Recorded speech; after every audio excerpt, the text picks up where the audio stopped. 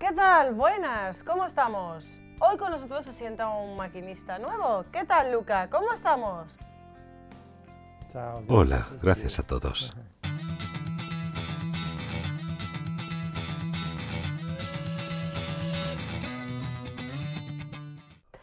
¿Podrías presentarte un poco?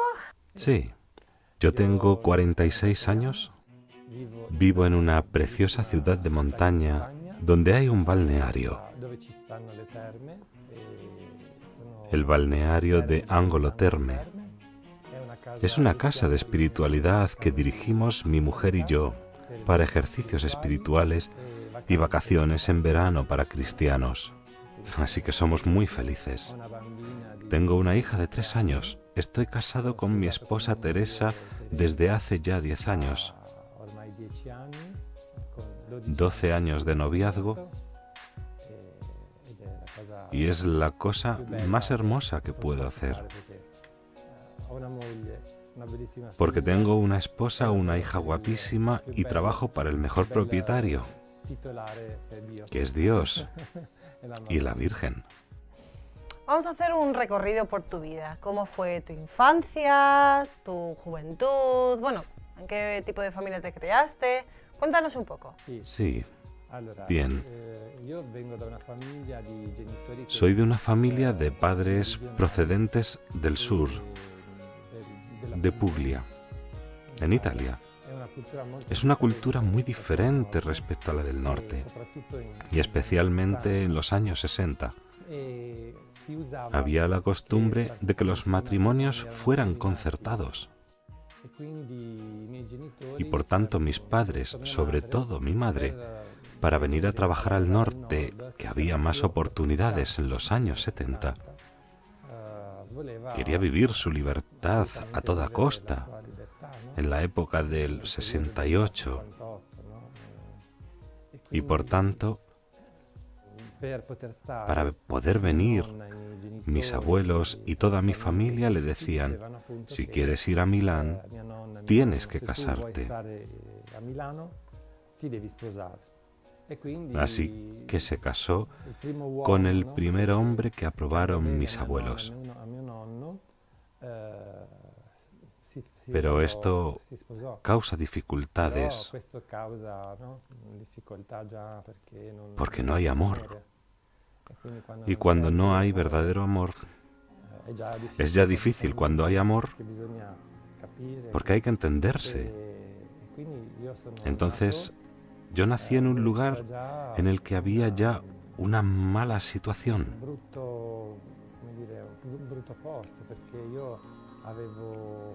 Oía que mis padres discutían, daban portazos.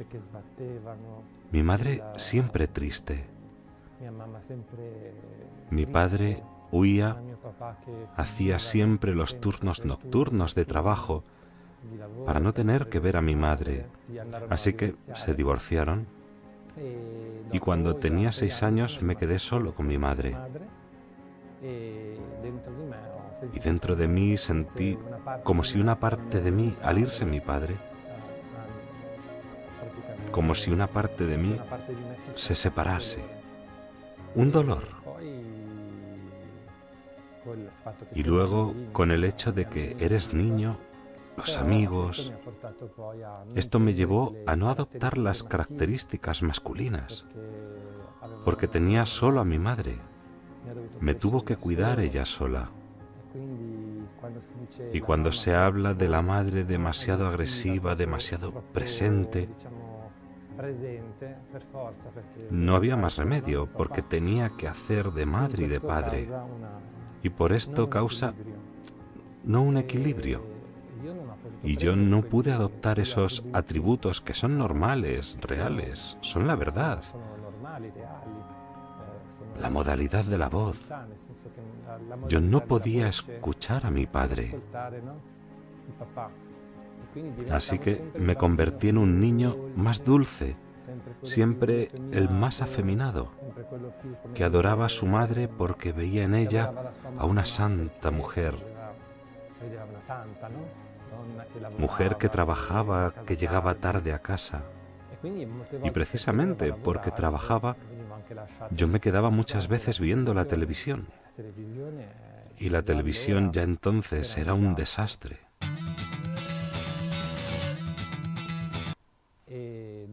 Y durante la infancia, por desgracia, yo intentaba entrar en el grupo de los de mi edad, de los chicos, pero como mi madre era una mujer, me ponía ropa con lazos, gorritos elegantes. En Italia se dice como un señorito, como un Don Quijote aquí. Entonces llegaba y me decían, ¿eres chico o chica? Y un chaval se da cuenta enseguida cuando hay algo que no encaja. Y ahí empecé a sufrir, porque yo sentía mi masculinidad que quería salir. Y cuando iba hacia los chicos, lo intentaba porque es natural. Tú intentabas ir a jugar con ellos, pero luego no lo conseguía. No era culpa de los demás, no era homofobia. Era que yo no tenía esa seguridad. Tenía poca autoestima. Y no tenía a nadie. Ni un hermano, ni un abuelo, ni un padrastro. A nadie. Ni un tutor. Y es difícil.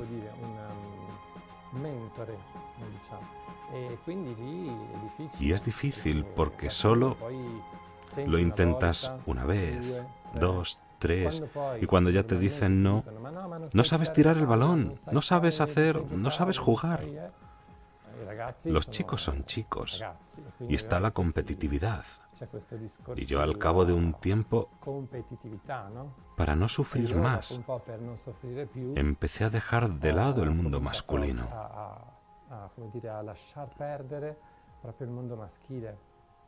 Y me refugié en el mundo de las niñas, porque veía más el amor de mi madre. Y esto causa un sufrimiento, que es el alejamiento del grupo de los chicos de mi edad, que es importante para el crecimiento. Es un rito de paso para poder adoptar la masculinidad.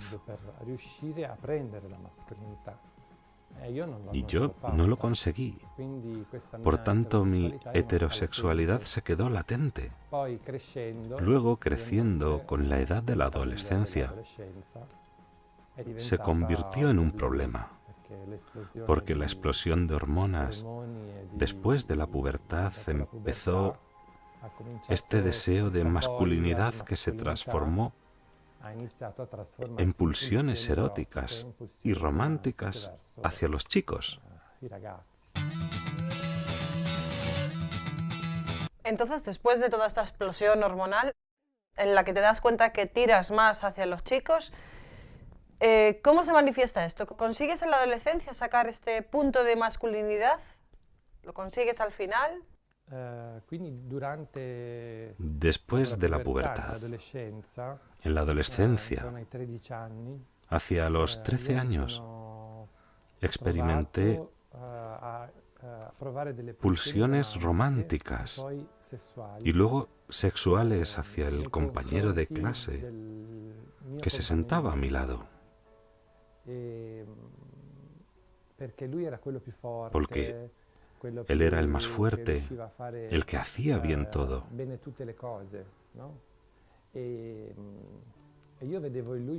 Y yo veía en él,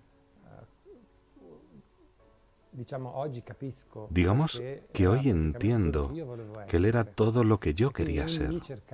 Y por tanto en él buscaba el amor para ser reforzado. Y por tanto esta relación se convierte en algo que no es sano. Se convierte en una idolatría, en una codependencia, porque tu masculinidad la buscas a través de otro. Y en la pubertad y la adolescencia, en vez de buscar esta transición, se bloquea y automáticamente te quedas como ese chavalillo que todavía no ha desarrollado ni ha encontrado su masculinidad. Y sucede que tú después la adoptas a través de otros y piensas que en la profundidad de tus entrañas, de tus instintos, como lo sientes fuerte, por eso los chicos hoy piensan que es casi una esencia, pero la esencia es la persona, no la pulsión. Pero es tan fuerte dentro de ti que sientes este amor, este deseo, este padre que necesitas, ese amor masculino.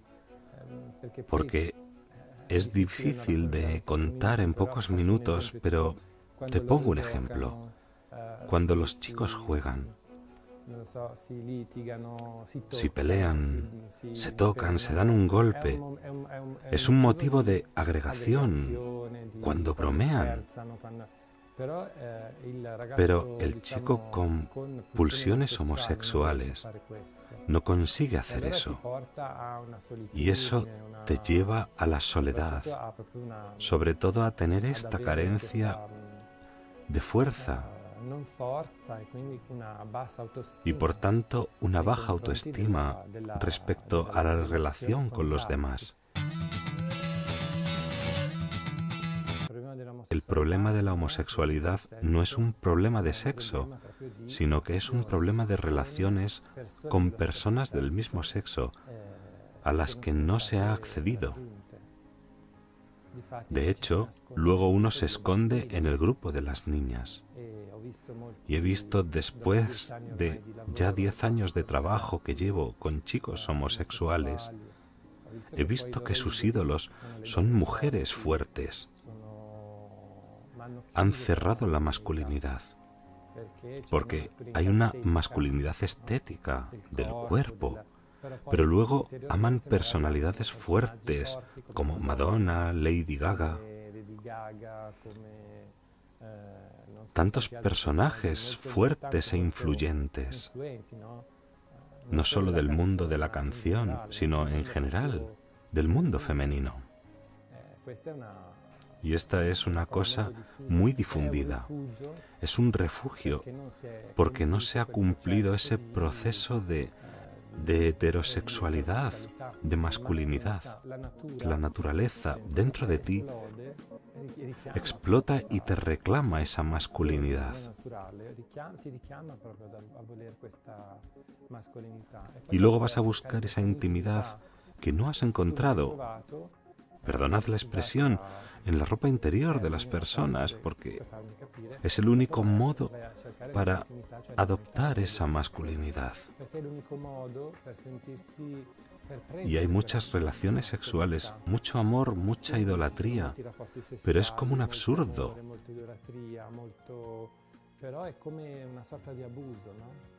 Un abuso a nivel de la percepción, porque tú quieres ser masculino y no lo consigues e intentas a través de otros adoptar esos atributos masculinos.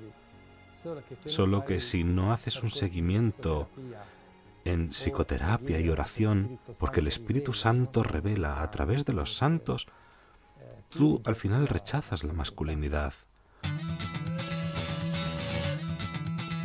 Por ejemplo, hay muchos casos de homosexualidad. Yo solo he vivido uno, pero hay distintos tipos de homosexualidad, porque están los casos de abusos. Está, como en mi caso, una feminización por parte de... Hay personas que quizá han tenido una parte más masculina, pero no consiguen tener esa intimidad de relación con los demás. No hay una homosexualidad específica. Es una herida. Y esta herida Es una cruz que puede tener un hombre, cualquier hombre. Pensemos que yo me he hecho homosexual, pero quizás otro se convierte en un Don Juan, un Narciso.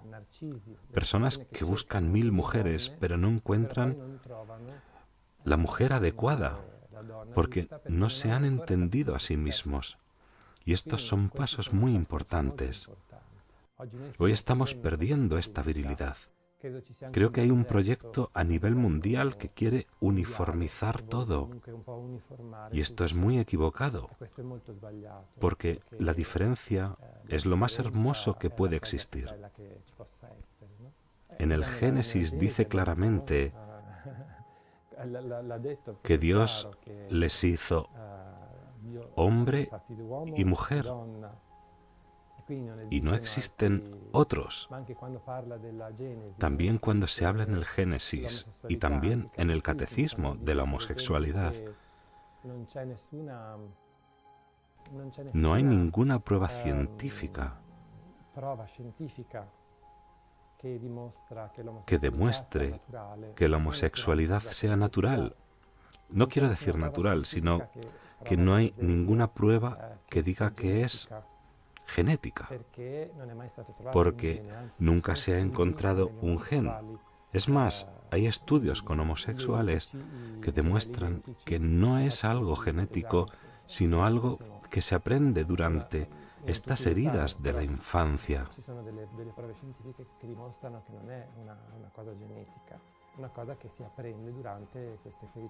También en el catecismo es interesante porque muchos lo interpretan mal cuando dice que no se sabe.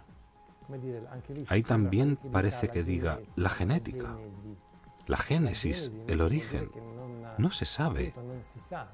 No hay nada en el orden de los orígenes sobre esto. Y por tanto, no se puede decir que sea algo pensado por Dios. La Biblia y otras cosas hablan claro. Es obvio que hablar así hace sufrir mucho, enfada.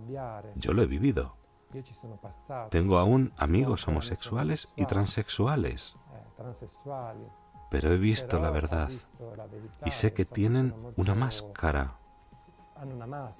porque están muy condicionados por el sistema, por este género, la ideología que se aprovecha de esta parte interior, pero en el fondo es un vacío enorme y una soledad enorme. Y Dios no es un padre que te señala con el dedo, sino que te dice, no, la homosexualidad, porque tu proyecto es el de llegar a ser espléndido si tú crees en mí. Y Dios lo puede todo. Gracias a la psicología y a la fe, se puede conseguir superar la homosexualidad. Y por eso yo creo que es tan atacada por los lobbies, porque tenemos la experiencia de cientos de chicos casados con muchos hijos y vemos que es posible. Vemos que hay un combate por parte de la revolución sexual, de la pornografía, por intentar destruir la identidad de la persona. No es solo la homosexualidad, es una cuestión del programa de la ideología de género que ha sido pensada por el de abajo.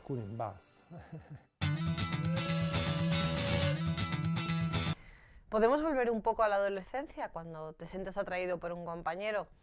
¿En esa época consultaste con alguien? ¿Hablaste quizás con tu madre? ¿Fuiste a un psicólogo? No sé, ¿te dejaste guiar por alguna palabra, por alguna persona con conocimiento? Quiero decir que la adolescencia, al fin y al cabo, las hormonas están ahí, tú estás medio loco perdido y entonces no sigues a nada, ¿no? No sigues a nadie. ¿Te dejaste guiar por algo?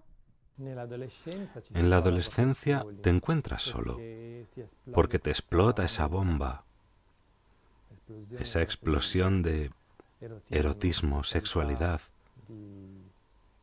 que es una de las características más fuertes, como energía, como potencia a nivel físico, emotivo. Y no hay nadie que te pueda ayudar, o al menos no hay nadie que te ayude hasta hoy. Lo que pasó es que yo experimentaba estos sentimientos hacia los chicos,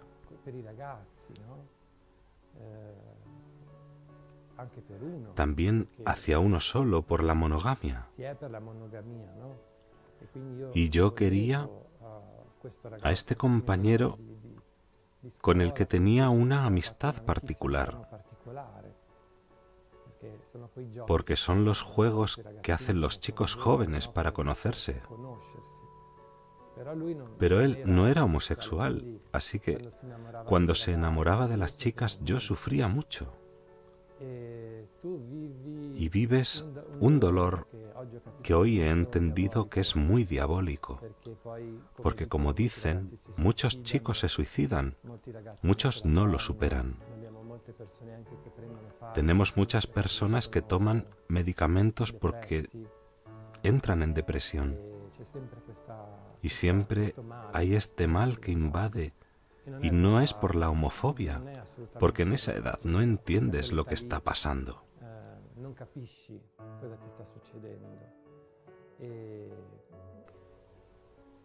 Y lo que pasa es que quien te ayuda son solo las asociaciones homosexuales. Y las asociaciones homosexuales, más la televisión, más todo un mundo que explota este malestar que sientes, te cuenta un cuento. Te dice que tú puedes vivir un amor que puede ser normal, natural. Hay un gran proyecto a nivel mundial. Hace 10 años que estudio el fenómeno y lo he descubierto no solo yo, también grandes y excelentes profesores de todo el mundo. Por desgracia, se aprovechan de esta situación y te encuentras en el momento de la necesidad con que nadie te dice que no, es solo un momento de confusión. Por ejemplo, un psicólogo, cuando mi madre se dio cuenta de que yo tenía este enamoramiento, de que estaba triste, incluso quería suicidarme porque no recibía ese amor que deseaba de él. Veía películas y las series que decían, pero tú cuando estás enamorado de una persona piensas en eso y vives esto de modo muy doloroso, porque los homosexuales, los gays, no saben que no es realmente amor. El amor lo encuentras cuando hay un hombre y una mujer. Hay un desapego mucho más natural, que es hermoso, precisamente porque hay esta complementariedad y diversidad. Así que no es tan invasivo, mientras que la homosexualidad se parece a un abuso en el que el más fuerte y el más débil es como un juego, como un abuso en el que uno debe estar por encima del otro. También la masculinidad es un poco así entre dos amigos que compiten.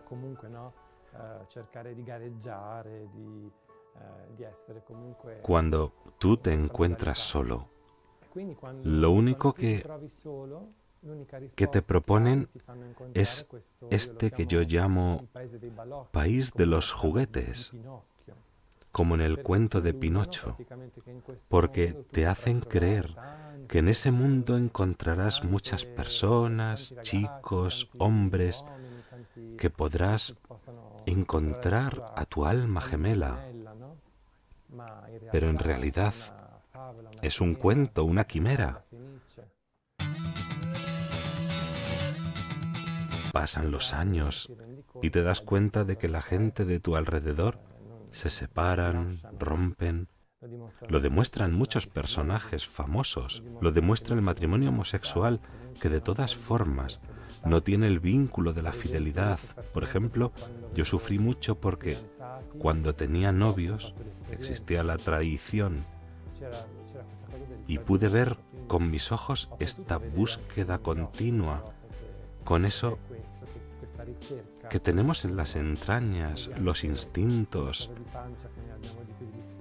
emotivos de conseguir adoptar esa masculinidad.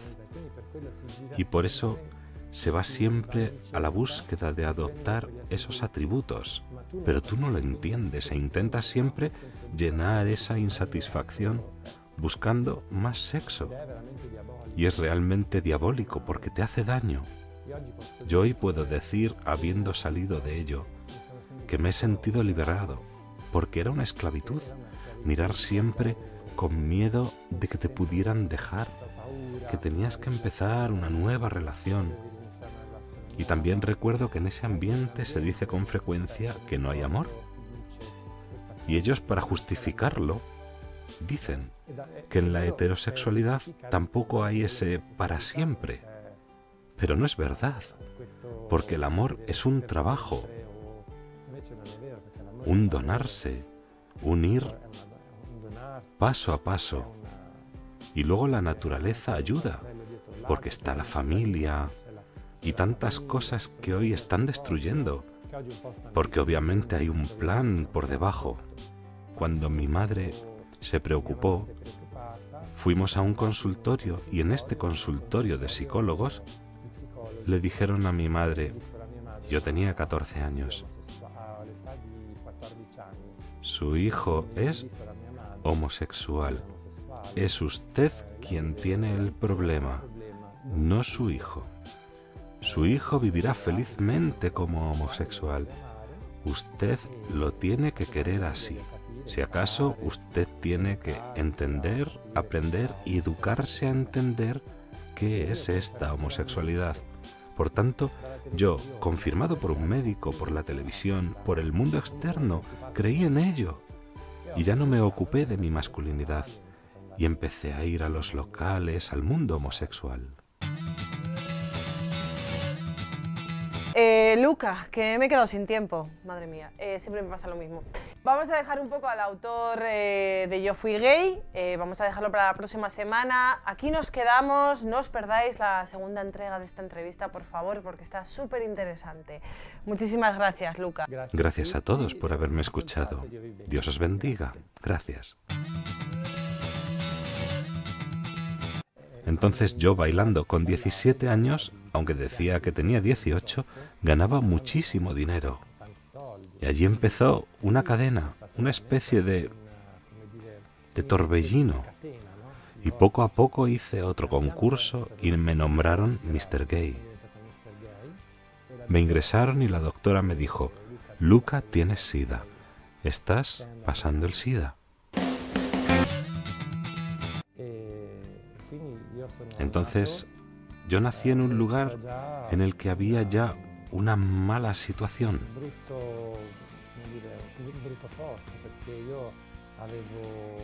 Oía que mis padres discutían, así que se divorciaron. Y cuando tenía 6 años me quedé solo con mi madre. Así que me convertí en un niño más dulce, siempre el más afeminado. Cuando mi madre se preocupó, fuimos a un consultorio y en este consultorio de psicólogos le dijeron a mi madre, yo tenía 14 años, su hijo es homosexual. Es usted quien tiene el problema, no su hijo. Amigos, ¿qué tal? Bienvenidos a Cambio de Agujas. La semana pasada nos quedamos con Luca, ahí con la cosilla. Él estaba explicando un poco cómo estaba siendo su adolescencia, cómo estaba invadido por una masculinidad peculiar. Y bueno, ¿qué tal, Luca? ¿Cómo estamos? Bienvenido de nuevo. Chao. Hola a todos, bienvenidos. Bueno, Luca, entonces nos habíamos quedado en que acudiste con tu madre a un psicólogo y ese psicólogo, digamos que confirmó que eras homosexual. ¿Cómo se desarrolla esta percepción del psicólogo en tu vida? ¿Cómo, bueno, si cambia en ese momento tu vida a raíz de esto? A ver, el médico, el psicólogo, me lo confirmó. Y también los medios de comunicación, o sea, las películas. Entonces yo me lo creía. Era como si me hubieran pegado una etiqueta. Yo lo creía también por lo que sentía dentro de mí, por mis instintos. Yo conocí a un chico del colegio. En el colegio había primaria, la secundaria y bachillerato. Entonces conocí a este chico que era mayor que yo y se sabía por su modo de vestir que era homosexual. E intenté hacer amistad con él y decidí que sí, que ese era mi camino. Ya me lo había dicho el médico, el psicólogo, y entonces empecé a frecuentar esos ambientes. Y él me llevó a este país de los juguetes, como en Pinocho, donde efectivamente tú entras y te parece todo bonito, todo maravilloso y lleno de gente como tú. Te parece que finalmente te puedes liberar de aquel niño que no podía con el colegio porque tenía problemas. Era como una especie de refugio, una especie de gueto. No me gusta decir estas cosas porque sé que puede hacer sufrir mucho a las personas, pero es la verdad. Tú cuando entras allí te sientes muy atraído por ese mundo. Es fascinante, en realidad la transgresión es fascinante, especialmente para los jóvenes. Yo lo experimenté a mi modo, pero los jóvenes hoy viven esto mismo. Y no teniendo padres, solo mi madre, que tenía que ir a trabajar, me dejé llevar totalmente por este mundo, porque había tenido la desgracia, no,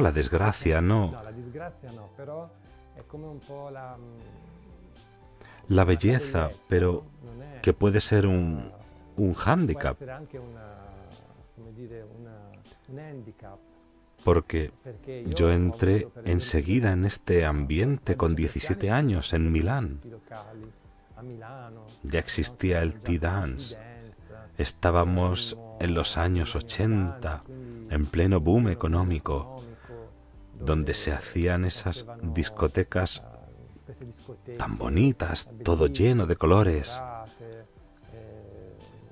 Y me volví loco por estas cosas, pero eso no era la felicidad. Era placer, diversión. Al principio ni te interesa juntarte con una persona porque estás tan embobado por todos los colores, todo. Cuando se acababan todas estas fiestas, todas estas, estas cosas que vas contando, ¿cómo te sentías tú? ¿Seguías sintiéndote bien cuando llegabas a casa? ¿Cómo era tu vida en este ambiente de fiesta?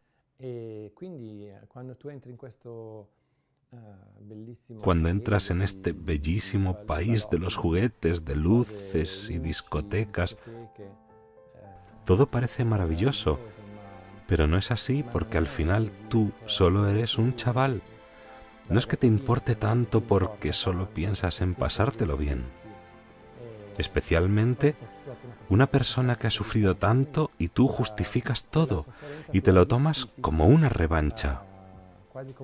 Y esto en realidad es una especie de abuso, porque es un abuso emotivo que has recibido. Y buscas esta revancha con respecto a los demás para rehacer tu vida. Me pasó que cuando entré en esta discoteca con el aspecto físico que tenía cuando era joven, me convertí en Mr. Gay. Cuando llegué, me vieron enseguida los empresarios de la discoteca y les gusté mucho. Empezaron a hacerme bailar y me pagaban. Y esto me atraía mucho. Porque mi madre trabajaba para unas monjas y no podía permitirse el comprarme unos pantalones de marca o las cosas que yo quería. Entonces yo bailando con 17 años, aunque decía que tenía 18, ganaba muchísimo dinero. Y allí empezó una cadena, una especie de torbellino. Y poco a poco hice otro concurso y me nombraron Mr. Gay. Y así empezó, digamos, la lujuria, las ganas de mundo, de crecer.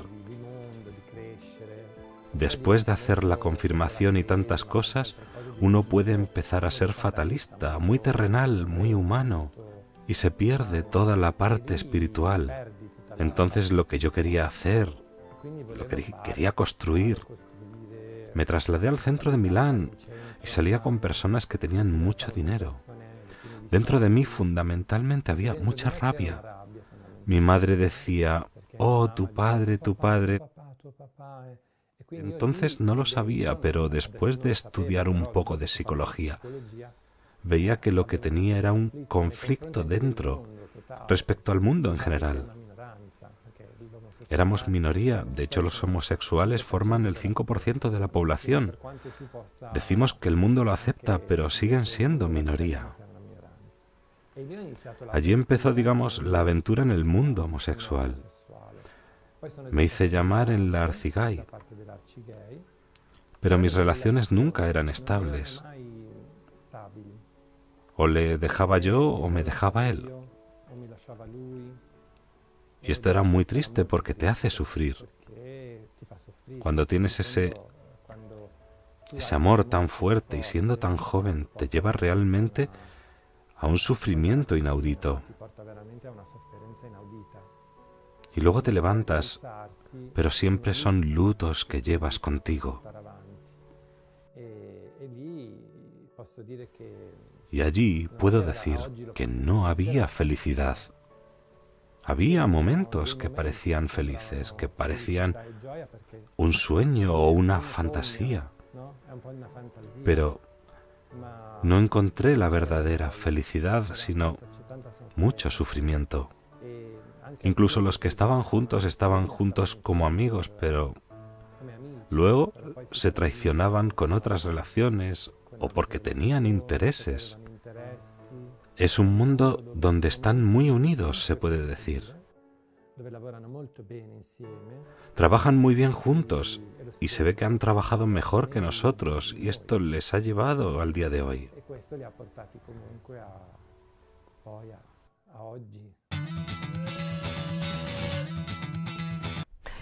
Cuéntanos cómo fue el cambio. ¿Cómo entra Dios en tu vida? Dios entra en mi vida maravillosamente. Yo he sufrido mucho y he creído mucho, pero nunca me ha abandonado. Porque si soy sincero, siempre estaba llamando a mi puerta. Solo que yo estaba tan metido. Era militante de la asociación LGTB y participé en los primeros orgullos gays. He trabajado siempre con estas personas que ahora son personas importantes tanto en Italia como en América, porque trabajaba por el IGTA, International Gay Travel Association, para hacer viajes y vacaciones, como escribía en el libro. Y cuando estudié marketing, muchas cosas ya estaban decididas en realidad. Había todo un mundo económico detrás que se aprovechaba de todo esto. ¿Qué hacías como militante de esta asociación? Como militante empecé a viajar por el mundo, porque tenía muchas posibilidades. Y cuando estudié el marketing de estas asociaciones, vi grandes empresas. Por ejemplo, Philips, puedo decirlo porque está declarado, y otras semejantes de ese nivel como IKEA, hoy en día. Entonces, cuando vi que había esos intereses, entendí que había una parte política y económica que sacaba provecho de la homosexualidad. Y desde entonces entendí que para ellos esta era una gran parte del mercado, que para ellos los homosexuales son una gran parte del mercado, son el consumidor perfecto, los consumidores perfectos. Y entonces mi ideal se derrumbó. Volví a vivir una vida más. También por la edad terminaban los 20, empezaban los 30 años. ¿Humanamente quieres hacer algo? Bueno, me decían, si quieres hacer algo a nivel gay, tienes que poner el motor que mueve todo, que es el sexo. Empecé a analizar todos los locales, todas las cosas. Ellos mismos desde América me decían, si quieres hacer un local que tenga éxito, tienes que poner un disc jockey de cierto tipo, el chico en bañador. Hablar de sexo abiertamente. Tienes que ser liberal, tienes que ser una persona totalmente libre de tabúes. A los gays les gusta vivir una vida naturista, una vida libre. Y es verdad, yo hablo de la mayoría, sobre todo de la política, de la organización, no del homosexual, sino del gay, de la vida gay. Entonces empecé a no aguantar más esta vida tan cerrada, este gueto. Se me quedaba pequeño.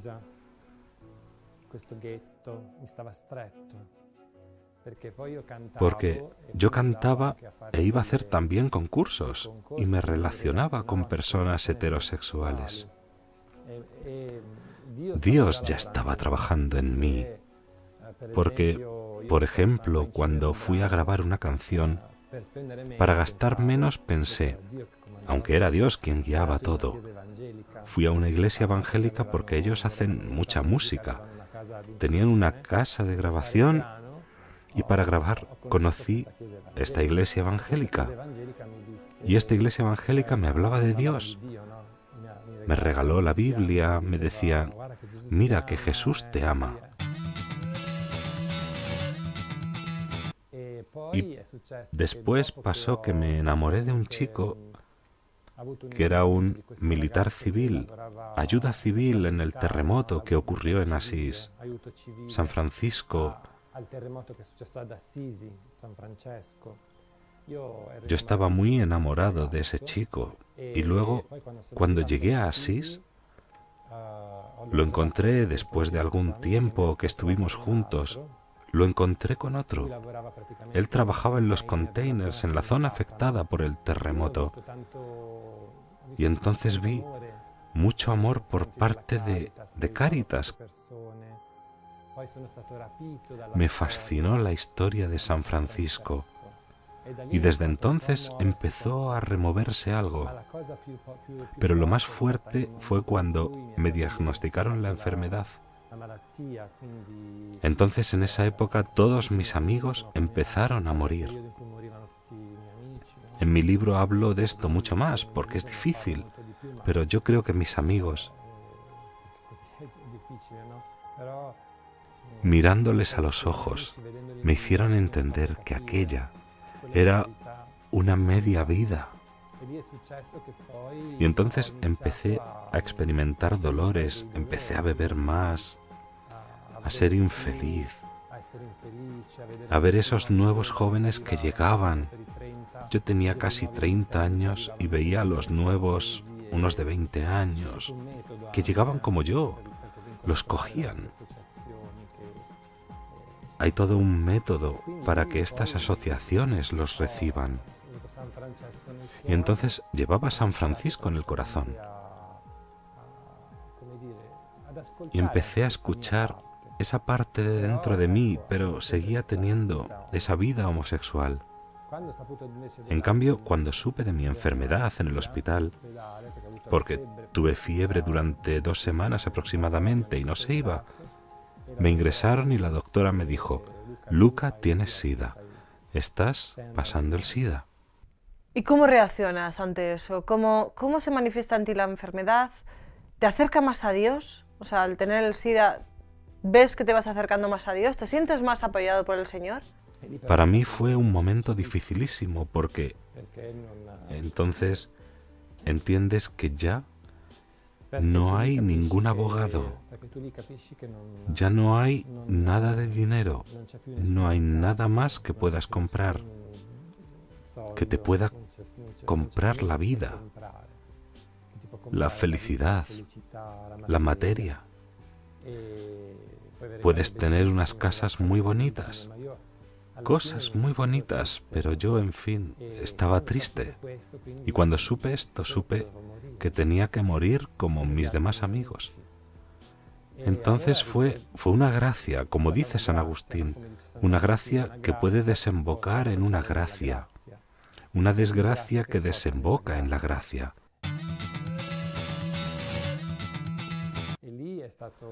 Y fue un momento muy bonito porque yo en ese momento miraba de lejos a mi casa, que era un espacio abierto en el centro de Milán, y veía un rosario. Y me acuerdo de que mi madre rezaba siempre el rosario cuando limpiaba las iglesias y me decía: Luca, Luca, ¿qué estás haciendo con tu vida? La madre, y veo que también unos iconos que mi madre me había regalado de unas monjas, algunas ya habían muerto. Me había regalado unos iconos muy bonitos de la Virgen, dos que están cerca de este rosario. Y me di cuenta de que la Virgen, cuando yo miraba a la Virgen, sentía una sensación de paz. Pero sobre todo me di cuenta de que la Virgen estaba viva, era verdadera. No era un cuentecillo, que la Virgen existía. No podía no creer. En aquel momento de sufrimiento era extraño, pero yo creía firmemente que la Virgen estaba allí. Entonces cogí ese rosario que estaba pegado con todo el polvo encima del contador de la luz.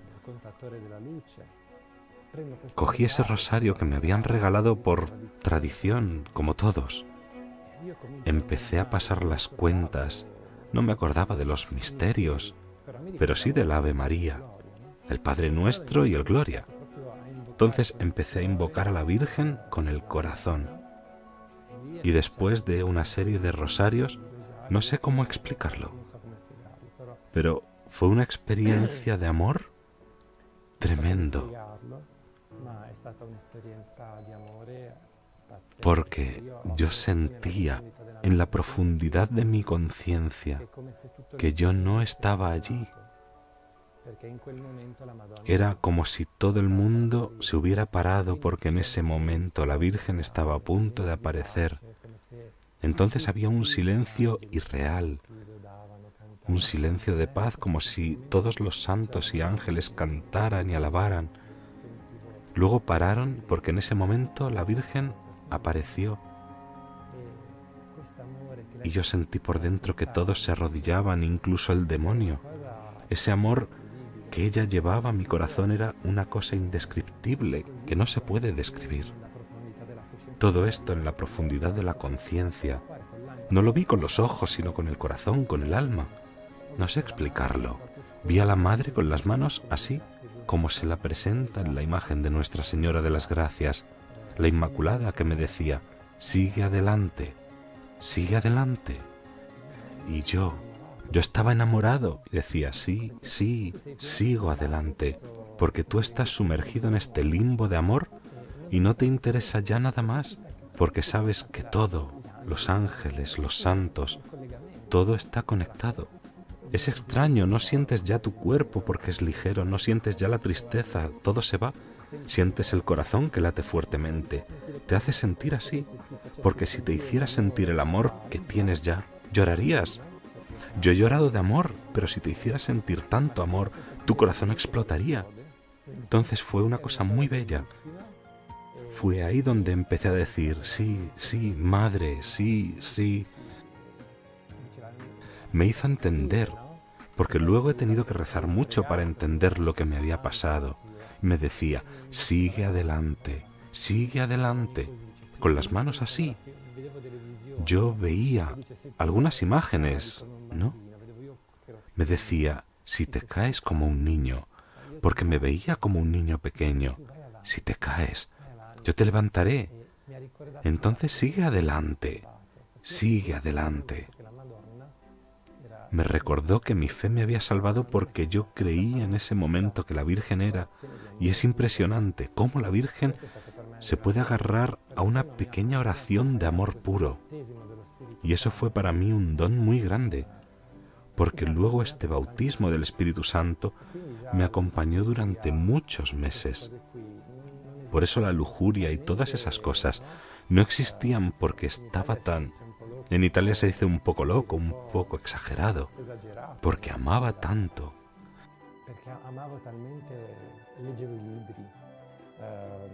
Leía libros, Santa Teresa fue la primera, porque ¿qué pasó? Que justo después de esta experiencia pensé en ser sacerdote. Entonces fui a un convento de carmelitas donde había un padre maravilloso que me ayudó. Yo veía los cuadros de Santa Teresa con el niño Jesús, me cautivó su historia. Cautivado por la historia de San Juan de la Cruz, leía libros impresionantes. Santa Teresa, Edith Stein, San Juan de la Cruz, tratados que hoy no sabría leer, tendría que pasar tiempo estudiándolos. Fue una alegría increíble porque me llevó a la conversión. ¿Qué pasó después? ¿Cómo sigue este acercamiento a la fe? Luego en ese santuario entendí que esa no era mi vocación porque era solo una llamada del momento de mi conversión. Entonces, poco a poco seguí cercano a ellos. Me ayudaron muchísimo. Conseguí volver a casa con fe, como dice la Virgen. Estaba muy motivado. Creía que la Virgen me salvaría y así fue. También porque tuve la gracia de conocer. Justo después salieron unas medicinas que me ayudaron a no morir de sida. La Virgen me sacó de ese infierno. Una cosa extraña es que mi radio se había parado en Radio María. No sé si hay también Radio María aquí en España. Rezan muchos rosarios y tienen muchas explicaciones del Evangelio y de la palabra de Dios. Yo estaba tan lleno. Leí el diario de Santa Faustina Kowalska, de la Divina Misericordia, que me iba a las discotecas gays para contar la vida de Santa Teresa, de Santa Faustina, de muchas cosas, de Santa Mónica, de San Agustín. Y todos se quedaban así diciendo, ¿ya no eres tú? Luego entendí que estos dos mundos no podían estar juntos, pero no fue enseguida por la cuestión de la homosexualidad. Luego, leyendo los libros y escuchando las transmisiones, descubrí que la homosexualidad no se contempla. Yo no lo sabía, que no se contempla en la Biblia, porque siempre se piensa en este amor. Cuando supe esto fue muy doloroso para mí, decía, ¿qué hago, Señor, si siento esto aquí dentro? ¿Qué hago para cubrir esta cosa? Me parecía casi que lo tenía que reprimir. Al final encontré un grupo que es la Internacional Living Waters, que ayuda a personas que tienen estos problemas de identidad. Andy Comiskey, que es un gran fundador, son 25 los países que siguen este programa en el mundo. Luego sucedió que además de esto, que es cristiano, protestante y evangélico, encontré un libro de Nicolosi a través de un estudiante que vino a la fiesta de mi cumpleaños, que estudiaba psicología y que lo dejó en mi casa. Leí ese libro y vi la realidad de todo lo que yo había visto.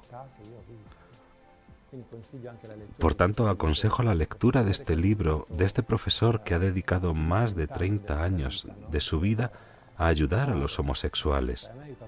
A mí me ayudó muchísimo, porque al final me ayudó a reconectarme. ¿Qué es lo que hay que hacer? Me ayudó a reconectarme con los hombres, a saber cómo relacionarme con los hombres, a sentirme hombre. Me decía, tú no eres homosexual, eres heterosexual latente. Así, ayudado por la psicología y por la fe, también por la teología del cuerpo y muchas cosas que vimos en estos ejercicios espirituales con Andy Comiskey, más la fe. Es duro, es difícil, pero no es imposible, porque con la gracia se vuela. En el arco de 1 año y medio tuve un cambio total. porque yo cuando hice la confesión, que fue muy importante, porque vi al Padre Pío, no puedo explicar por motivos de tiempo, sentía que tenía que cambiar de vida. Mi ceguera espiritual se curó.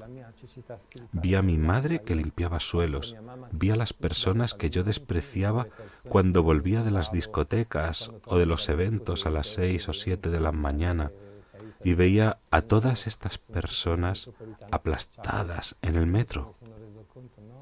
Y entonces me di cuenta de que estas personas son santas, son personas santas porque decía, tú nunca has hecho algo así, tú siempre has hecho el tonto. Entonces mi conversión me llevó en este camino a tener nuevos trabajos. Cogí nuevos trabajos que el Señor me dio. Vale, entonces vas cambiando un poco de estilo de vida. ¿Dónde empiezas a trabajar? Hice una novena a San José y llegué a trabajar en el Ayuntamiento de Milán, en el Castillo de Milán, como vigilante de seguridad. Y me divertía porque en ese trabajo tenía que comunicarme con los hombres. Era el mejor trabajo. Al principio me sentía incómodo. Es normal porque es un lenguaje totalmente distinto que el lenguaje homosexual, pero me divertía mucho porque hay que coger las cosas con mucha ironía, con la pistola, con lo que contaban. Tenía terror del vestuario, pero me decía a mí mismo, acuérdate de esto, tú eres como ellos. A lo mejor eres distinto de ellos en cuanto al carácter, pero no importa, estás aprendiendo. Al final tenía muchos amigos católicos, porque todos los grupos me gustaban, Renovación Carismática, Opus Dei, todos, me gustaban todos. Hice muchos amigos en una iglesia muy bonita que hay en Milán, donde muchos jóvenes se juntan. Y decidimos hacer una de esas excursiones a la playa, que se hacen al final de la primavera. Allí miré alrededor y me di cuenta de que los hombres que hablaba durante horas con mis amigos, que era una cosa que nunca había sido capaz de hacer hasta entonces, porque experimentaba una especie de vergüenza, de enamoramiento, Allí, al contrario, yo hablaba libremente con mis amigos, y los chicos que pasaban en bañador, antes eso era un desastre para mí porque siempre me había sentido atraído por eso. Allí estaba tranquilo, había paz, era una cosa. Allí entendí que había hecho un camino que me había llevado después de 1 año y medio a no tener ya los impulsos homosexuales. Entonces quise dar gracias al Señor y como lo hice, me fui a Medjugorje porque sabía que la Virgen, Radio María habla mucho de ello, sabía que allí la Virgen aún se aparecía. Yo dije, madre mía, en un momento histórico como este, es como si Bernadette estuviera viva todavía. ¿Y no vas a verlo tú que has recibido tanto? Y cuando llego a Medjugorje para mí fue una fuerza increíble, porque este camino es difícil. Solo quien va a Medjugorje comprende que es como si estuviera la presencia. Para mí realmente está la presencia real de la Virgen, que te cubre con su manto, y allí pedí una gracia, Fui allí para agradecer, entonces dije, madre mía, pero ayúdame de verdad a encontrar una mujer, a casarme, a tener hijos, porque por primera vez yo sentí el gusto, la belleza de tener una familia.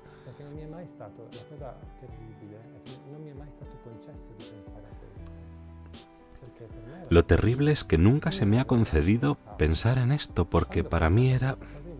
Entonces nunca lo pensé. Cuando pensé en esto me di cuenta de que de verdad era una cosa maravillosa. Yo con unos niños, con una esposa, con unos hijos. Para mí fue una sensación de paz increíble. Y allí tuve otra sensación maravillosa, porque la Virgen me hizo ver, lo cuento brevemente, no como en el libro, allí me hizo ver. Yo tuve otra visión interior en la que... Interior no, esta vez vi, porque el sol parecía que se me acercaba. Era en abril, a finales de abril, el 25 de abril, cuando nosotros en Italia tenemos un puente de vacaciones. Vi este sol eucarístico que venía hacia mí, y la Virgen que con su mano me hacía así. ¿Ves? Dijo, tú que has seguido adelante, has confiado, has dicho sí con todas esas Eucaristías. Yo recibía la Eucaristía todos los días porque sentía esta necesidad y además sentía paz cuando recibía la Eucaristía, cuando rezaba el rosario. Rezaba 3 rosarios al día y hacía el programa de Medjugorje y no se lo sabía. Por la noche, por ejemplo, la Virgen me despertaba. Sí, a medianoche yo me despertaba y sentía que encendía la radio y retransmitían a Juan Pablo II que rezaba el rosario en latín. Y luego, esto me pasaba también a las 3. Yo abría los ojos y no podía seguir durmiendo. Al principio encendía la radio para tener compañía, pero aparecía siempre el rosario. Entonces a las 3 de la madrugada yo rezaba el rosario con el de Medjugorje. Por eso luego quise ir allí. Fue una experiencia extraordinaria porque luego, después de esa experiencia maravillosa en la que la Virgen me dio esa belleza, yo volví a decidir ir a otra peregrinación, porque luego uno quiere volver cuando uno va a ver a Medjugorje. Decidí ir a Medjugorje. En el autobús organizamos con todos los chicos encuentro, cogimos una furgoneta de 9 plazas. Con todos los chicos. Me dio otra vez también una nueva juventud porque había dejado todos mis amigos heterosexuales y allí encontré esa chica que se llama Teresa, que hoy es mi mujer. ¿Y cómo se desarrolla esa relación con Teresa? Porque, a ver, era algo nuevo para ti, era una mujer. Tuve unos sentimientos que no habían tenido nunca antes y allí empecé a estar con ella, a ver que queríamos las mismas cosas. Luego nos comprometimos en Medjugorje delante de la Virgen. Fue maravilloso porque yo no había tenido nunca esos sentimientos. Era muy feliz, con mucha alegría, mucha paz. Además, para mí, ella es una chica guapísima. Y ella es una mujer guapa por dentro y por fuera. Porque a mí me da tanta fuerza. Y entendí de verdad el gran amor. Además, ella fue tan maja porque cuando supieron de mí, me pidieron dar testimonio. Yo no quería porque queríamos hacernos un hogar, vivir nuestra vida. Pero luego pasó lo que pasó y ¿cómo puedes no devolver esta gracia? Y luego juntos empezamos a hacer este camino que al día de hoy nos ha llevado a tener esta casa donde nos ocupamos tanto de las personas. Al principio lo hicimos solo para personas homosexuales, pero ahora tenemos en esta casa de espiritualidad en la que nos ocupamos de todos, sobre todo de la familia y los jóvenes y las personas solteras que están en búsqueda. Y quisiera decir solo una cosa, de no tomarlo como un señalar a alguien con el dedo o ser rebelde, sino de intentar entender que Dios te ama por encima de todo. Es Él quien quiere estar eternamente contigo. Entonces está todo bien, pero no el pecado. Luego también se puede caer, volver a levantarse. Y si alguien no puede, porque no todos pueden tener esta fuerza, yo lo entiendo. Además, la sociedad no ayuda. Pero tener de todas formas una mirada diferente, buscar a Dios. Dios ayuda. Dios es todopoderoso. Jesús deja libertad. Pero nosotros que somos cristianos, nosotros que creemos, no es nuestra opinión, sino que creemos que es la verdad porque somos católicos.